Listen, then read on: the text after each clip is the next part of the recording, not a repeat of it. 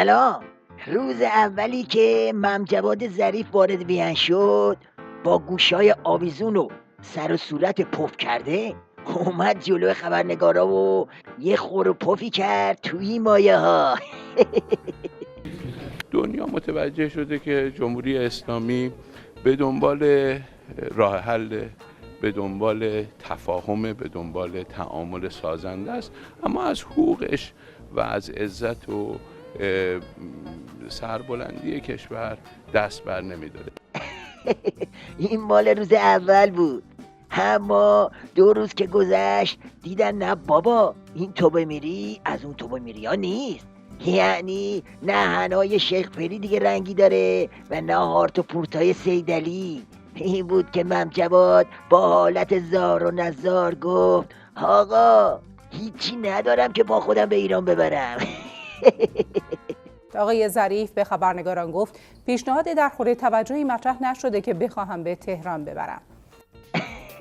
افخم الملوک هم بعد از یه قرقر اعتدالی اظهار داشت که هیچی به هیچی.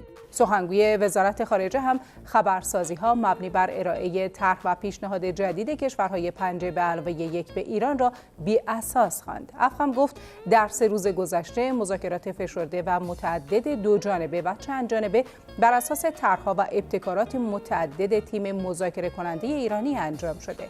افخم افزود مذاکرات ادامه دارد و هیچ طرح جدیدی از طرف کشورهای 5 به علاوه 1 ارائه نشده است. ورق پاره های باند کوسم که دیگه نگو، همه دل و دماغ سوخته، همه ناامید، همه پتال، همه سرگردون. هرچه زمان می‌گذرد و حجم گمانه‌زنی و نگرانی‌ها بیشتر می‌شود، دورنمای مذاکرات تار شده و امیدها کاهش می‌یابد. وضعیت جام ضریا و دلاراما که اینجوری باشه دیگه شما خودتون حال و روز دلواپسا رو حدس بزنید. کارگردن عمامه‌دار ولایت یعنی علم الهدی یکی از همون دلواپسای کله گنده است که حرف اصلی رو بالا آورده. یک بار خمینی زهر خورد برایمان کافی است و ما دیگر تحمل زهر خوردن خامنه ای را نداریم.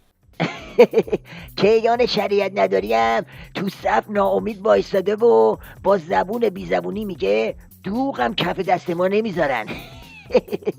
بس نمیخواستی بذارن. مهمترین محوری که بر اساس وعده انتخاباتی رئیس جمهور و تکرار آن توسط ایشان و دیگر مقامات مسئول باید مورد توجه قرار بگیرد، لغو کامل همه تحریم‌های ظالمانه علیه ایران است و بدون حصول این نتیجه بی هیچ تعارفی باید گفت که چیزی به دست نیاورده ایم. اما حالا تو این بلبشوی ناامیدی و بدبختی یه گاگولی پیدا شده که تو ورقپاره بسیجی ها یعنی جوان شروع کرده به فوت کردن تو شیپور نمکشیده پیروزی، اونم چجوری؟ از سر گشادش. اینجا دیگه موشکاف هیچی نمیگه، خودتون ببینید و بخندید. هر آنچه نتیجه مذاکرات باشد ما پیروز صحنه ایم. زمانی ما باید احساس شکست کنیم که به دنبال ساخت بمب اتم بوده باشیم و اکنون ناکام شده ایم. اینکه وزیر خارجه آمریکا صدها ساعت مسافرت و نشست انجام می‌دهد تا با ما چانه زنی کند خود پیروزی است. ما پیروزیم چرا که به پایان خط خوشبینان داخلی نزدیک می‌شویم. طرفداران غرب اکنون در حال پاک کردن عرق شرم از چهره خیش هستند. آقا تمام. میدونید وزیر خارجه آمریکا به خاطر شرکت تو مذاکرات چقدر کرایه تاکسی داده؟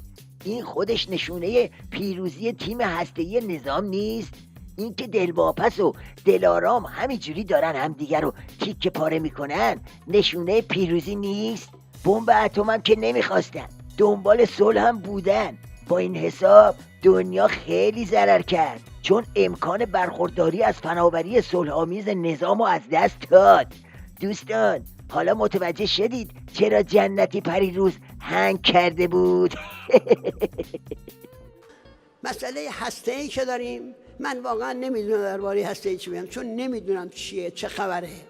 مسائلی است که بعضش گفته میشه، بعضش گفته نمیشه، شاید هم صلاح نباشه گفته بشه. من نمیتونم بگم چرا نمیگن. ممکنه بعضی خب همه مسائل اینجور نیست که بشه گفت. این زبون حال همه مهره های نظامه. مسئله اونجوری نیست که بشه گفت. هیچ کس نمیدونه چی بگه. سیر و سرکه که تو دل همشون میجوشه. حال سرنشینای بدبخت قایقی رو دارن که داره میره به سمت یه آبشار خفن. همه میبینن وضعیتیه، میبینن ته خط کجاست، اما هیچ کاری ازشون بر نمیاد.